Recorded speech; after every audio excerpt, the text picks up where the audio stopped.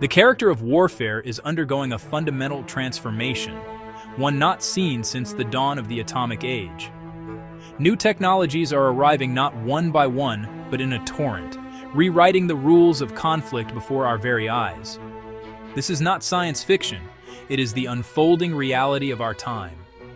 A future glimpsed in 5 distinct scenes. Each scene offers a window into a different facet of this new era, from the automated systems that will patrol our skies to the digital battlegrounds where nations will clash. We must look at this future with clarity and understanding, not with fear or hype. Behind every drone, every line of code, every robotic system, there are people, designers, soldiers, policymakers, civilians. Their decisions, their ethics, their foresight will determine whether these technologies lead to a more dangerous world, or one where conflict is better contained and its human cost minimized. A soft, persistent hum is the only sound that betrays them. A dozen machines loitering high above a dusty town. To the naked eye, they would be mistaken for a flock of large birds. Their composite wings catch the morning sun in sharp glints. On screens miles away, their perspective is crystal clear.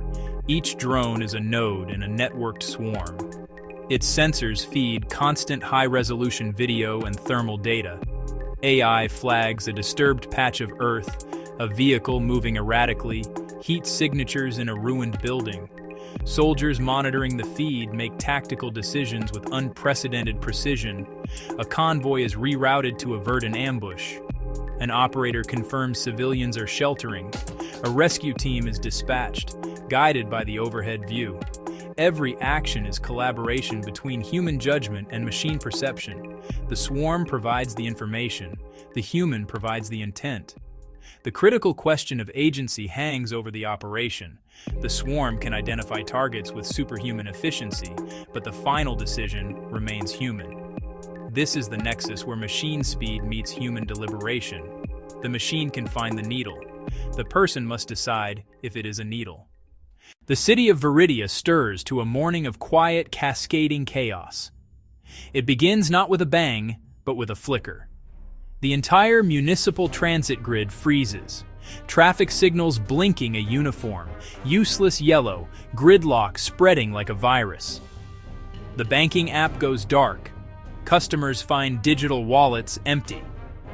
At the central hospital, records vanish behind errors. There are no explosions, no smoke, no physical destruction, yet the city is under a sophisticated and paralyzing assault. This is siege warfare waged with algorithms. Targets are data and interconnected services, the lifeblood of modern society. Digital detectives trace phantom packets and hunt malicious code buried in city networks. Recovery is painstaking. Isolate systems, deploy countermeasures, and fight misinformation before panic spreads.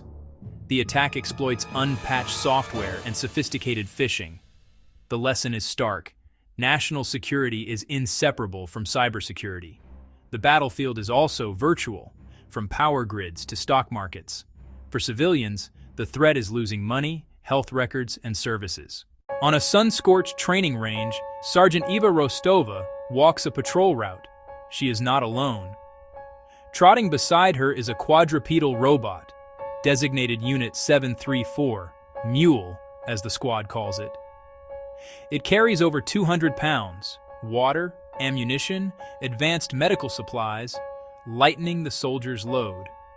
More importantly, Mule is a mobile sensor platform, cameras and acoustic detectors for threats beyond human perception. A live three-dimensional map updates in real time. Interaction is seamless, a practice partnership. Mule, scan that ridgeline, mark and hold. This is the Centaur in action, not a human replaced by a machine, but a human augmented by one. The soldier brings strategic intuition and ethical judgment. The robot brings strength, endurance, and superhuman sensing. Through repetition, they learn strengths and blind spots. The robot learns from corrections, refining with every patrol. When a civilian vehicle appears, it is Rostova who decides to hold fire. The machine provides the power, The person provides the humanity. In the basement of a repurposed library, a diverse group gathers for a weekly preparedness meeting. They learn the city's alert system, sirens, text messages, app notifications, and the difference between cyber attack alerts and kinetic warnings. They are not learning to fight, but to endure. Small collective actions that reduce harm and maintain cohesion. An IT volunteer teaches verification. They learn to spot deepfakes and manipulated reports designed to incite panic. They build a phone tree, ensure the elderly get wellness checks, and set up off-grid communication with low-power radios. Local hubs are pre-stocked with water, charging stations, and first aid, ready to activate as safe havens. Participants exchange encrypted contacts and review household kits. These decentralized actions weave a resilient web. A city that teaches people to stay safe, communicate reliably, and reject disinformation is a hard target. Strength is measured not by walls, but by the preparedness and cooperation of its citizens. Safety is a shared responsibility. The room is notable for who is present. Diplomats, military generals in crisp uniforms, software engineers in hoodies, international law professors, ethicists, and humanitarian representatives. They gather to architect rules for future wars, legal frameworks for lethal autonomous systems, definitions of cyber warfare, and protocols to prevent accidental escalation. A tech executive touts AI's potential to reduce collateral damage. A human rights lawyer raises the accountability gap. A general warns that unilateral restraint invites risk. Complexity replaces simplistic binaries. After days, a modest breakthrough. A preliminary accord affirming meaningful human control over lethal systems. A red line against cyber attacks on hospitals and water treatment as violations equivalent to war crimes. A permanent working group to forge a verifiable treaty. Engineers understand limits, lawyers precedent, humanitarians consequences. The small paper they sign is not an end, but a beginning. International law and human cooperation must evolve alongside our technology, shaping its use for the better. The future of war is, ultimately, a story about us.